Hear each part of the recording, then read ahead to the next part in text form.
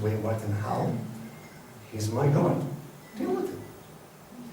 If you don't like that, I'm sorry for you, but this is who I am. I belong to Him. That Sinai is crucial.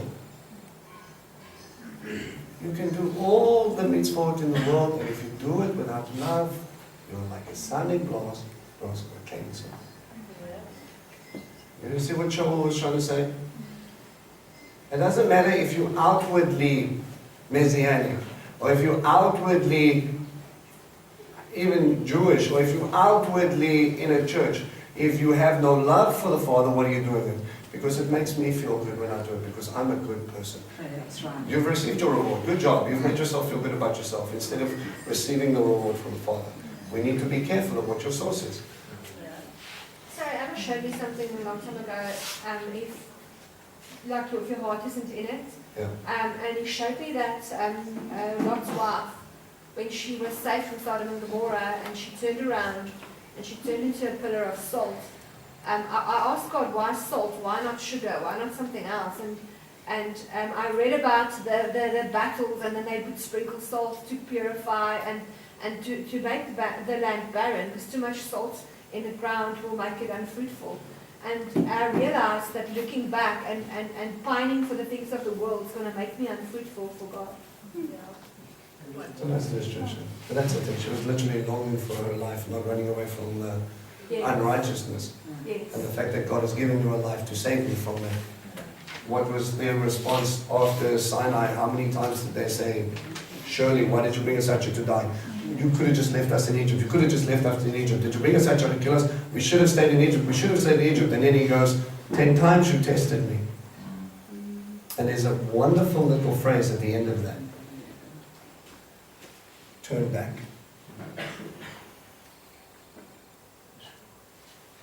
Egypt, Egypt, Egypt, Egypt, Egypt, Egypt, Egypt, turn around. No, we'll go.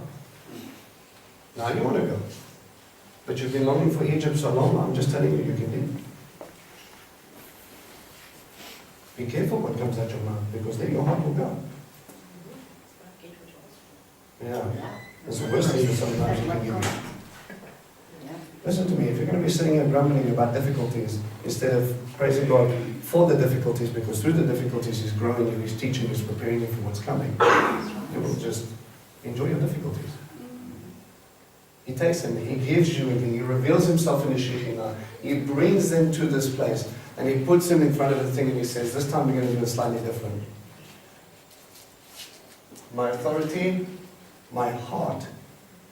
Remember, Levi'im. Levi. No? See what my heart is. My authority and my provision. All encapsulated by my throne. And I'm going to go forward. Are you coming? I'm going to make the way. I'm the way, the truth, and the life. Amen. And He comes in and He's going to stop up that would normally would wash you away. And He's going to go, there it is. That's your gift. That's your opportunity. Yes, there are battles. Yes, there's difficulty. But understand what's there. I'm there. Understand who you're going with me. Understand who's going to establish this. I am. What do you have to do? Show up. Amen. Stand for what you believe. Only be careful to follow all of my mitzvot, because this is what's going to protect you. This is what's going to keep you safe. This is what's going to establish you in the land. That is your purpose of being in the land. Be the conundrum. Be the confusion. Drive the people crazy. Be a light. Don't hide. Be what He called you to be, because with that, you bring people into salvation. You bring people into a spiritual redemption. But guys, again, I'm going to finish it from what I started with. Joshua did not leave the tent. If you don't want to do the work, how can you expect the reward? We want to do the miracles without doing the grind.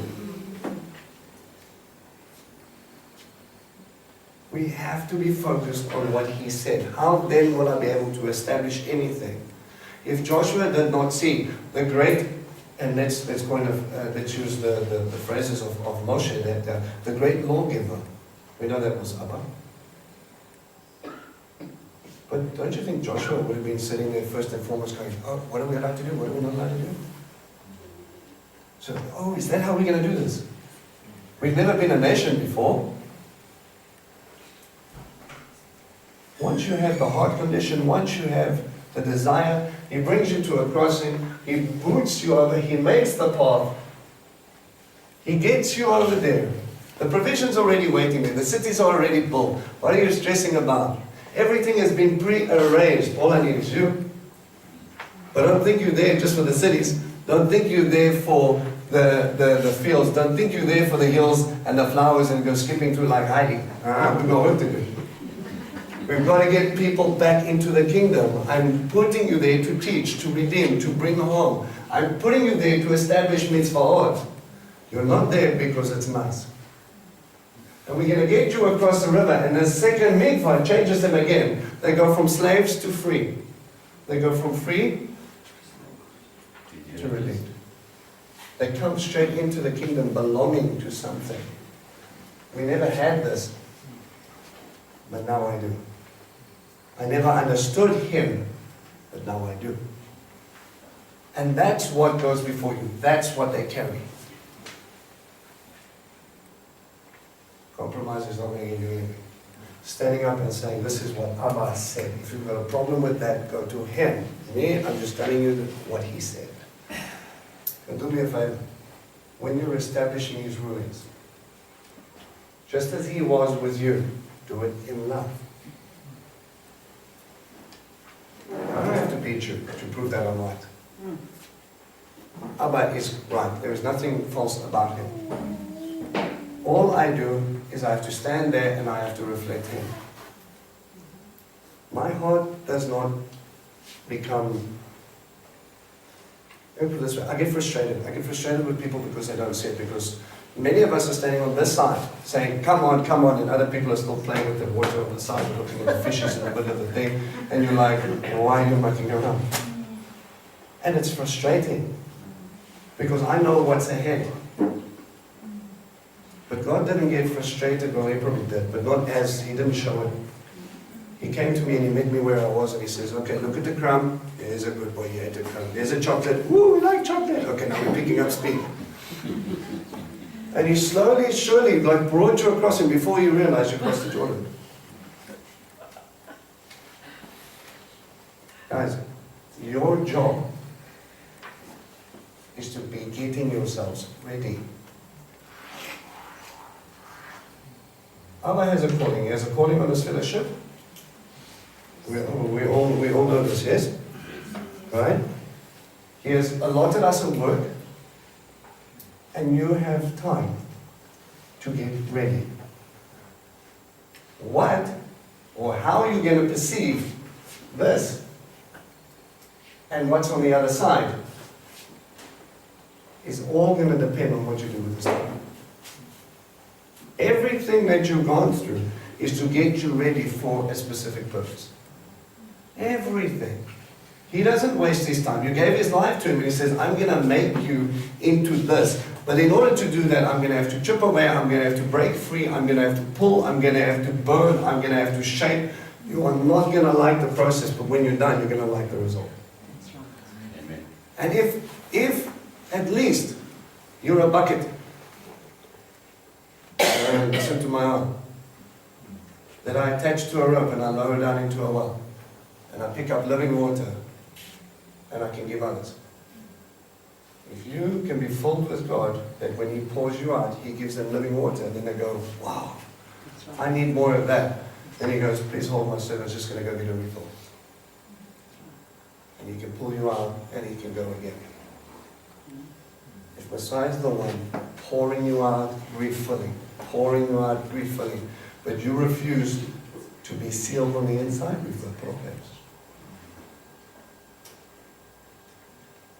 Take the time now. Here's my warning. That you're not focusing on your physical kingdom, but you're focusing on the holes you have in your body. Let him patch you, let him change you, let him mold you, because when he calls you, you're going to leave. Whether you're ready or not, you can either walk with Joshua and follow the ark, or you can stay behind. You take your chances without God in the wilderness. That's all you, that's your choice. But make sure you're prepared for what's coming. And again, let me remind you again, Joshua, be careful and be bold and courageous to follow my mitzvot. It's an interesting thing. Be bold and courageous, I'm with you. Be bold and courageous and do Torah. When the world says no, you say he said. When you establish something, they go, we would like, and we say no, but Abba said. There's a difference between reflecting and tarnishing. To get a mirror to be an accurate reflection, I can't cover it with grease and expect it to give the same true picture.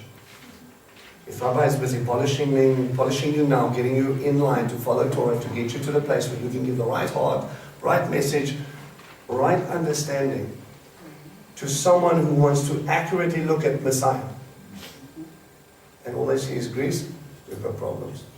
But if he's standing there like this and he's going, well, here he is, that's your job.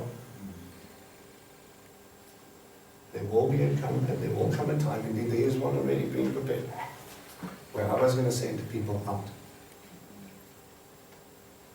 Get your stuff in order. You're not made for a wilderness, you're made for a promised land. You are being called to be sent out so that you can go and teach, you can go and live, you can go and walk. Because they have not seen that type of faith yet. The world needs to see Mashiach. That's right. He needs to understand Torah. They need the truth, not what the church or what the shuls or what the rabbis or what the church father says he is. They need him. Amen? Amen. All right. Prayer time is every time.